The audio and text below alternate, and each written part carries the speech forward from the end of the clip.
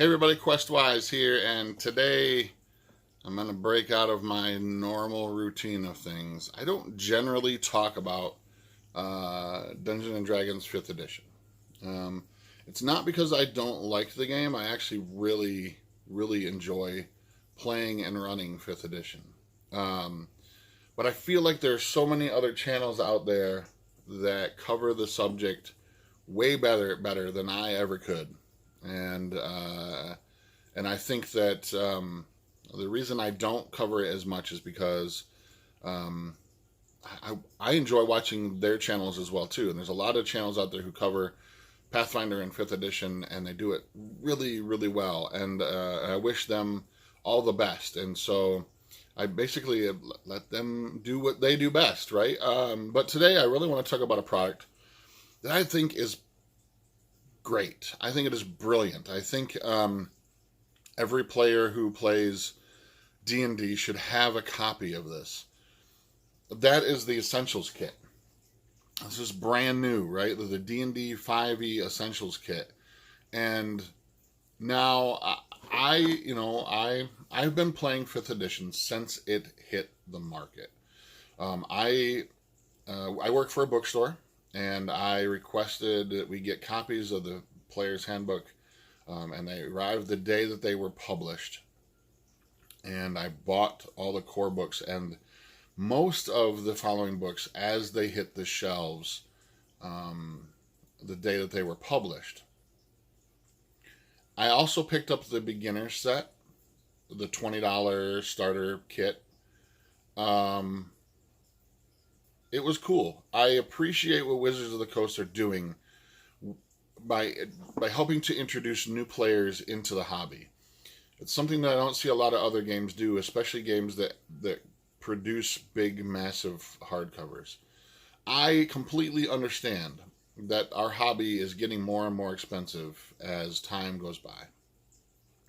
I remember when I first bought my first Player's Handbook, which would have been second edition, and I bought it at a Walden Books in a local mall. It cost me $20 for a hardcover, and at that time I thought, I really want to play this game, but $20 was, me mowing 2 lawns as a kid kind of thing. They are $50 now. They are hardcover. They are beautiful books. They are well-produced books. But I understand how, for younger people, that can be a barrier to getting into the hobby. And so I really appreciate what Wizards of the Coast are doing with the starter kit, right? $20 entry. That seems pretty reasonable. That's, something that most kids can come up with fairly easy. It gives you a set of dice. It wasn't the best set of dice. It was actually 6 die. It wasn't even the full standard set of role-playing dice. You got some pre-made characters. You got some maps. But you got a really good adventure. I don't really have the contents of the starter kit anymore, but I kept the adventure. The Lost Mines of Phandelver is a great adventure. I use it to run all sorts of things. When I go to conventions, when I'm doing one-shots, I love to use the information from that. It was a great adventure. I think the next logical step for Wizards of the Coast was the Essentials Kit. Now this is, brand new, but I love that this bridges the gap between the starter kit and the Player's Handbook. With this, you're getting you're getting a lot of great stuff in this kit. First of all, you're getting a full set of dice, and I mean full, in that you're getting 2 D20s, 4 D6s, and then the rest of the spectrum of dice, one of each of those. You get the Essentials Kit rulebook, which this was, I believe, originally a free PDF, again, which I'm very thankful for Wizards of the Coast doing. This is a free PDF that was on their website, right? It's the basic rules. This gives you about 4 options. You get 4 races, you get 4 classes, you get some spells. This takes you levels, I believe, 1 to 5. And it's well produced. It's a nice paperback book. It's glossy. It has some, black and white artwork. And then you also get another really cool adventure, which builds off of, if you already had the starter box, right, the Lost Mines of Phandelver, you're going to get this, the Dragon of Icespire Peak, which is sort of a continuation. You're also going to get a map, a double-sided map. One side has a full-size reconstruction of the Phandelver, the city of Phandelver, and then the other side is a map of a portion of the Sword Coast. Really well rendered. Again, I really appreciate what they're doing here because they're extending that line. They're watching this whole thing go through. The thing that I think is most important about this box set, besides being able to make your own characters, there's some character sheets and stuff in here as well too. Beyond the fact that you're now graduating from pre-generated characters to creating your own heroes, are these. Comes with a set of cards. Now these are perforated. You have to, sort of tear them out yourself, which is fine. It's cheaper to produce them that way. Comes with a little box that you build to keep them all in. There's like 81 cards in here. First of all, I really appreciate the inclusion of the condition cards. In the past, I had to make my own. I created my own condition cards, printed them out on my printer. They were like a 3x5 size, with a little bit of like the text of what happens to you in a condition and a little bit of the artwork on them. Because I think it's way easier than having to be like flip back to the book and be like, all right, what does poison do again? What's the detriments to that kind of stuff? Thank you for including that in this kind of thing. You can just hand somebody who's prone or poisoned or incapacitated the card, and it's their easy reference. But this is one of the coolest ideas I've seen in a long time. Now, this kind of harkens back to, the days of, first edition D&D, OD&D, the original kind of stuff, in that you had the ability to hire hirelings. But again, it was very, the rules for that were very thin. They weren't very well detailed out. This comes with a full set of what they call sidekicks, because they understand that when you're making that transition, if you're starting from scratch, you don't have anybody to teach you how to play D&D, but you've seen some stuff online, maybe you've seen Critical Role, maybe you've watched a few other Geek and Sundry, any of those, Adventure Time, all that kind of stuff, Adventure Zone even, and you don't have anybody to really teach you, it's difficult to step into the role of a dungeon master.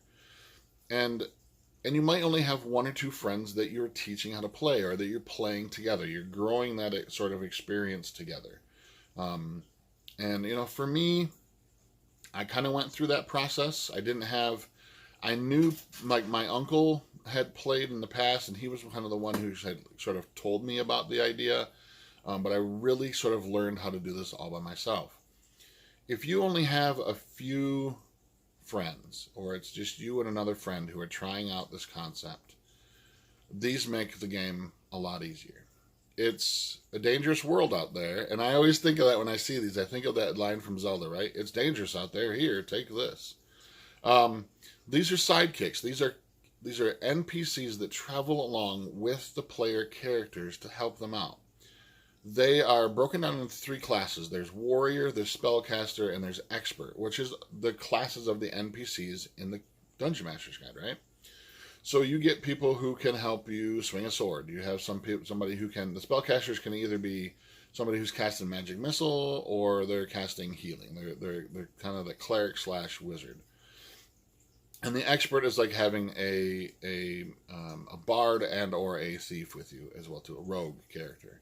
But I love this idea. This is something that the players can have with them, and it gives them a little bit of more confidence with their player characters, that they feel like they're not being railroaded into anything, and that they can play really cool. And they can take a couple of these if they want. It's usually just best to have one. What's cool about these is they have some artwork on them, so that you can see the character, who it is that's traveling with you, or with your character. On the back, there are their personalities and their traits. Now, you're going to make a small mini character sheet for each one of these as well, too. And because they can level up. And again, I think that's a great idea as well, too, is that as your character progresses, your sidekick progresses as well, too. And so it feels like an organic thing where your sidekick, your friend, your hireling, whatever they might happen to be, grow with you in the game as well, too. And like I said, this goes to like levels 1 to 5. But I think there's a lot of room in this for some really cool gameplay. I'm going to be using this. The store where I work has a game night once a month, And just this month happens to be D&D night, and so I'm going to use this because it's brand new and we got a bunch of copies, and I'm going to show people what cool stuff is in here, and if they've never played before, it's really worth picking up. If you're an old hat at D&D, it's really worth picking up. The maps alone, the adventure, the cool card, the condition cards, the full set of dice is really worth the whole thing. $25. So you can see that sort of progression of thing. You're getting more stuff, you're advancing a little bit further into the thing as a new player. This bridges the gap between the starter set and the player's handbook and the full-blown D&D experience. Really, really cool. I highly recommend it, even if you're just a collector or if you're just first getting into the game.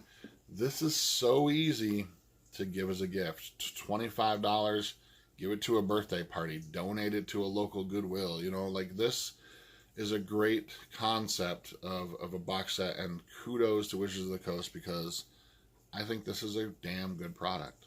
So until next time, I'm Questwise, and I am